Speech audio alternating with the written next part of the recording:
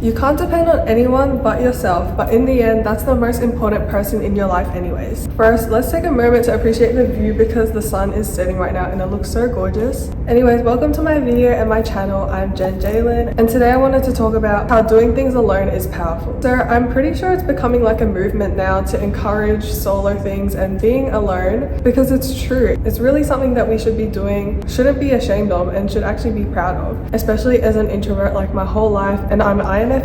After feeling bad for so long about being that quiet person, not having many friends, and always being alone, I've started to realize how powerful it actually is, and there are so many benefits that come with it. So I want to first give you an idea of what I used to be like. Sometimes I would be in class and I would be mute, and I'd sit in the back of the class. I wouldn't talk to anyone, wouldn't really sit next to anyone. If my friends were there, I'd sit next to my friends and we'd just talk or whatever. But I don't really do well in group settings. I do well one-on-one, but in a group, I'm like that quiet one. Like, I'll observe, I'll chat to the person beside me.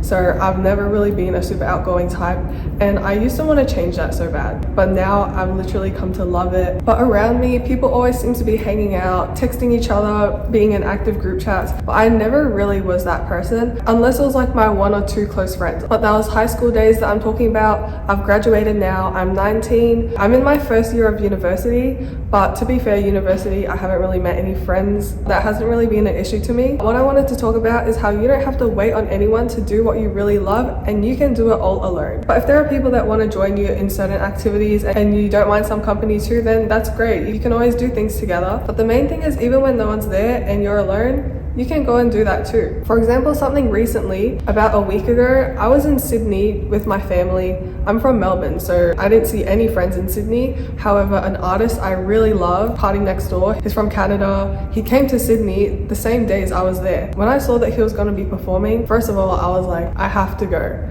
But I knew if I was going, I'd have to go alone. But I was so down for that. So I got those tickets, I headed to a club, and I saw him perform a meter away from him. It was honestly the best music experience I've had, because I've never been so close to an artist. And that same night, I met a really cool girl. She does photography. She goes like backstage and gets media passes. And it was so cool that I got to meet her, because I know if I went with someone I knew, I wouldn't have gone out of my way to talk to anyone new. A further example of that, I go to Sydney just to see my family, and when I'm there, I don't really see any friends there. I love to just tourist around. Even if I'm all alone, I'll look at a cute cafe and take myself there, or I'll literally take myself on the train and the ferry to go to a beach. That's because when you're alone, you have the power to do anything you want, and you really don't have to wait on anyone to do it with you. And sometimes people feel self-conscious about being alone, like people look at them and be like, oh, she's alone. Like, in reality, no one is really thinking of that. How many times have you gone out and you actually noticed someone alone outside? It's not something that really occurs to people, and it's honestly more common than you think. Another example is this Chinese Lunar New Year. It was last month.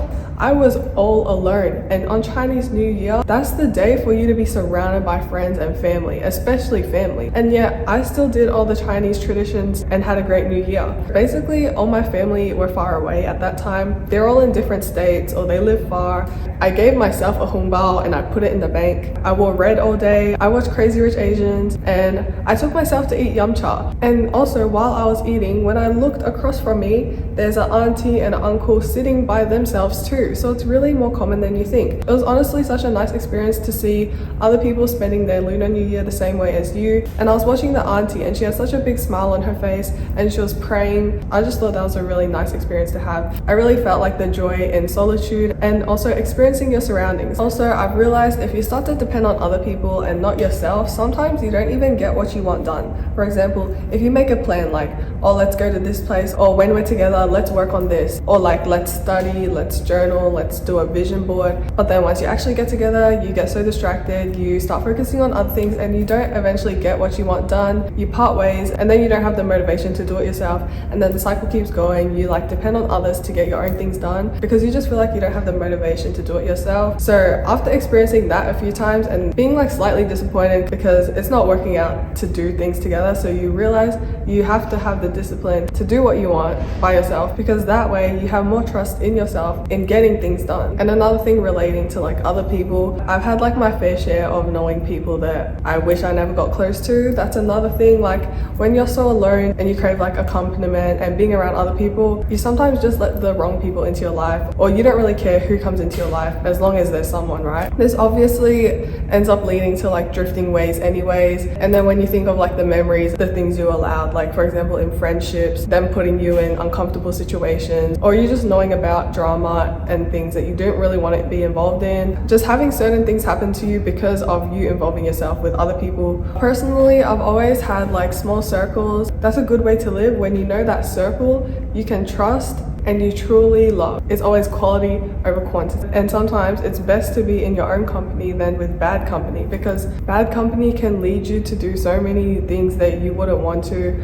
or pressure you, or give you all these certain ideas that don't actually align with you. So that's an important thing to know, is to actually stay true to yourself, even if it means that you don't have people around you. Because the more you know yourself, honestly, it's harder for others to actually relate, because so many people don't really know themselves. They're just like going with the flow and what everyone else kind of does. Personally, I also feel like proximity is sometimes a bad thing when you start to see the circles around you and you get involved in that. It's kind of like a small picture in this big world full of billions of people, yet you just know like those few hundred faces in your hometown, in your city, and that's kind of like all you see. I really recommend, especially through online means, getting your eye out there and seeing what other people are like in the world, so you don't have to feel limited just what you see in real life. In fact, there's so much out there. Personally, I really want to live abroad, even if that means being alone and starting a whole new life. I honestly dream to experience that one day. I've never moved abroad, but I moved interstate, and moving from Sydney to Melbourne was one of my favorite decisions ever. I just know the world is huge and I really want to experience even more of it. There's so much in the world that you want to see, and what you know barely even covers it. Some people are meant to just stay in certain places. Some people are only meant to be there in certain times of your life. Literally, the only person that will always be there is yourself. That's the most important thing, to learn to love the company you have with yourself. Learn to love yourself. If you feel like you have care and love for others,